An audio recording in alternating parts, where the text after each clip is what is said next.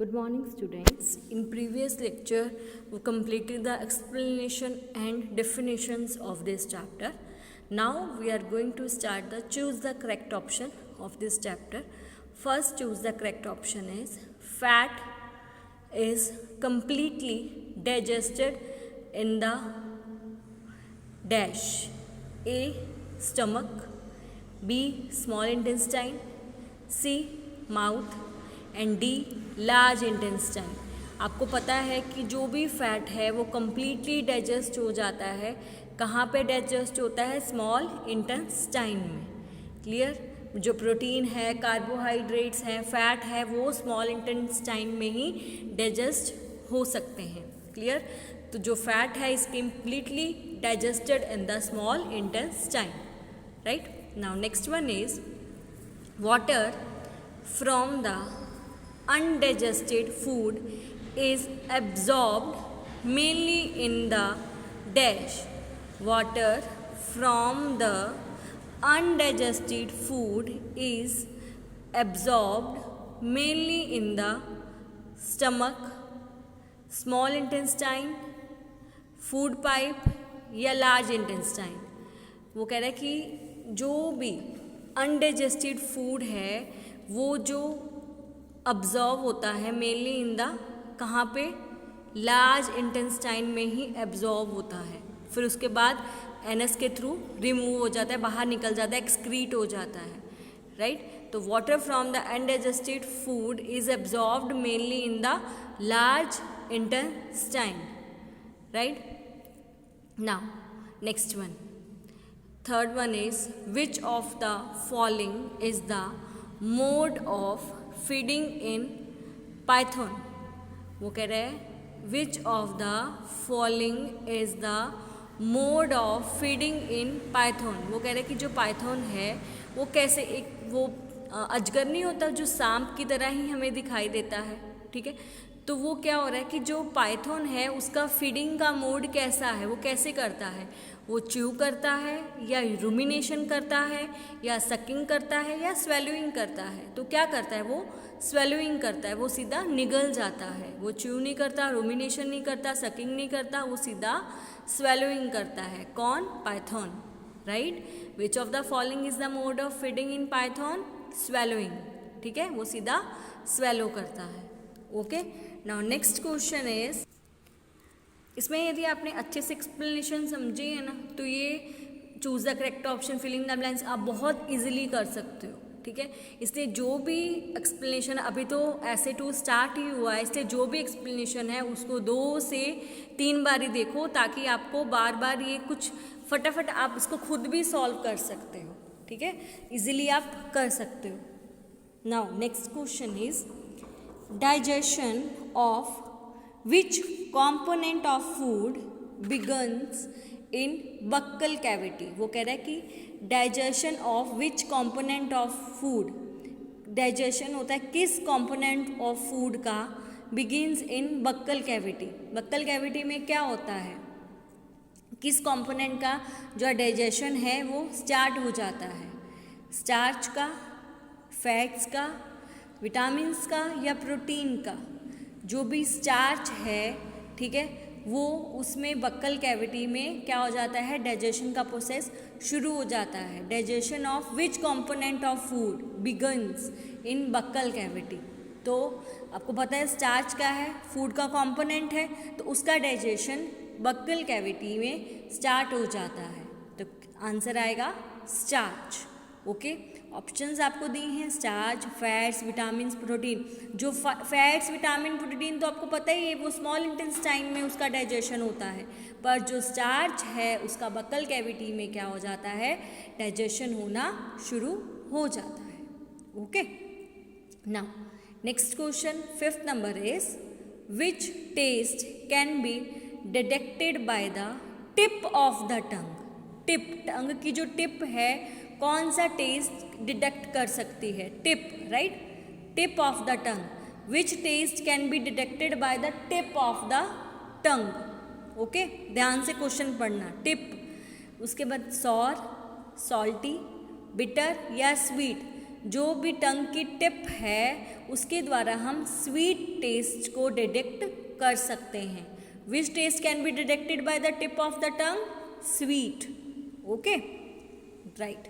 Now next, sixth one is which of the following is a complex component of food. वो कह रहा है कि इसमें कौन सा है जो कॉम्प्लेक्स है, कॉम्पोनेंट ऑफ फूड जो कॉम्प्लेक्स फॉर्म में है. ठीक है, इसको हमने सिंपल फॉर्म में कन्वर्ट करते हैं. हम कॉम्प्लेक्स कॉम्पोनेंट बताना है हमने. ग्लूकोज ये तो कॉम्प्लेक्स नहीं है. स्टार्च, वाटर या अमीनो एसिड, तो कौन सा कॉम्प्लेक्स है? Starch. Starch is a complex component of food, right. तो तभी तो वो जो स्लाइवा होता है इसके साथ मिक्स होके सिंपल फॉर्म में कन्वर्ट होता है. ठीक है, तो वो ये क्या है? जो starch. Starch is a complex component of food. Okay, now next one is, seventh number is in which organ the digestion of carbohydrates, fats and proteins incomplete. अब आपको पता ही है, ये मैंने अभी ही आपको बताया है, कौन से ऑर्गन में डाइजेशन होता है, किसका? कार्बोहाइड्रेट्स का, फैट्स का, विद प्रोटीन्स का कंप्लीट हो जाता है. अभी ही हमने डिस्कस करा था. किस में होता है? लार्ज इंटेस्टाइन में होता है, या स्टमक में होता है, या ऑसोपैगस, आपको पता है फूड पाइप को बोलते हैं, उसके बाद स्मॉल इंटेस्टाइन में होता है. आपको पता है इसका आंसर तो यू नो वेरी वेल. जो भी कार्बोहाइड्रेट्स, फैट्स और प्रोटीन का जो कंप्लीट डाइजेशन होता है वो स्मॉल इंटेस्टाइन में हो जाता है. क्लियर? स्मॉल इंटेस्टाइन में कंप्लीट हो जाता है. Okay, now next eight question is where are the villi located. अब जो विली है वो कहाँ पे लोकेट होती है? Where are the villi located. Villi कहाँ पे लोकेट होती है? आपको मैंने बताया था ना विली कहाँ पे लोकेट करेगी. हमने स्मॉल इंटेस्टाइन में एब्जॉर्प्शन, एसिमिलेशन और विली डिस्कस करा था. तो जो विली है वो कहाँ पे लोकेट करती है? In stomach, in small intestine, in large intestine या इन एसोपैगस. तो किस में लोकेट करती है? जो भी विली है वो कहाँ पे लोकेट करेगी? वो स्मॉल इंटेस्टाइन में लोकेट करती है, right. Where are the villi located? Villi located in the small intestine. Okay, finger like structure मैंने समझाया था, फिंगर लाइक स्ट्रक्चर होता है. ओके, तो ये क्या है? विली कहाँ पे लोकेट करती है?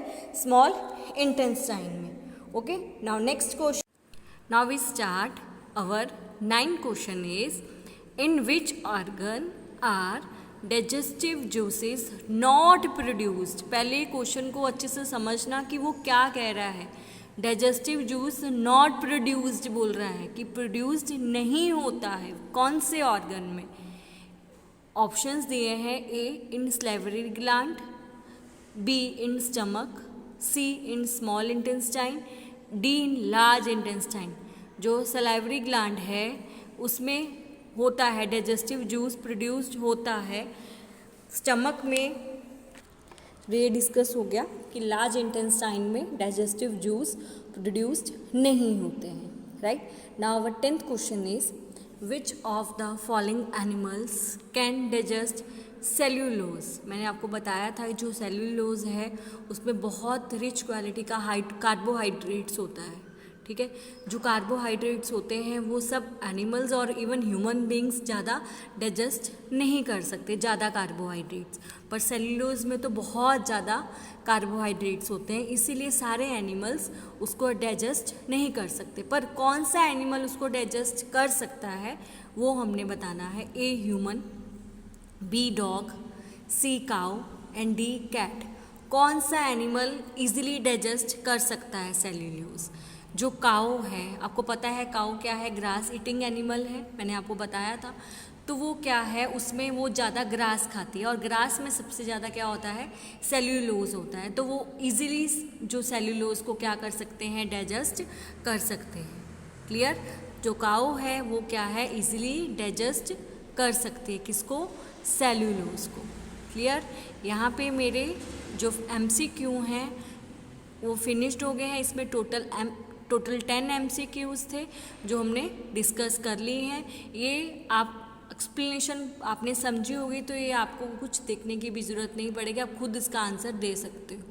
क्लियर? इसलिए प्लीज़ उसकी जो एक्सप्लेनेशन है उसको अच्छे से चेक करना, उसको अच्छे से देखना, तो ही आप इसको अच्छे से सॉल्व कर सकते हो। क्योंकि उसमें बहुत सारे, मैंने जब एक्सप्लेनेशन करवाई थी तो बहुत ह्यूमन डाइजेस्टिव सिस्टम करवाया था, ग्रास ईटिंग एनिमल्स में कैसे डाइजेशन होता है, ठीक है, अमीबा में कैसे होता है, तो ये सब आपको पढ़ना पड़ेगा, तो ही आप आगे फिलिंग द ब्लैंक्स, आगे क्वेश्चन आंसर्स इजीली कर सकते हो। क्लियर? आज का जो है यहाँ पे वीडियो फिनिश्ड होता है। नेक्स्ट हम नेक्स्ट वीडियो में स्टार्ट करेंगे। ओके।